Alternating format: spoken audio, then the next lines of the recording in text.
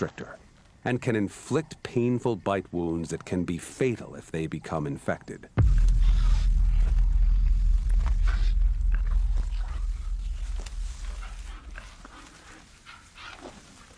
Gritz learned a lot, but this is his ultimate test.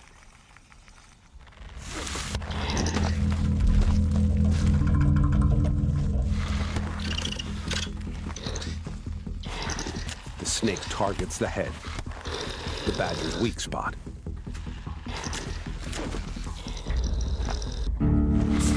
But where another animal might run off to find easier prey, this is a honey badger. Nothing scares him. He keeps on coming.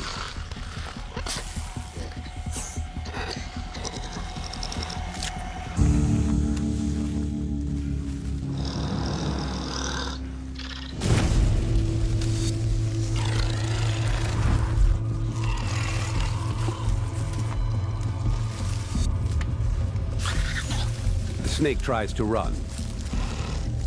But once the honey badger has locked onto its target, it doesn't back down.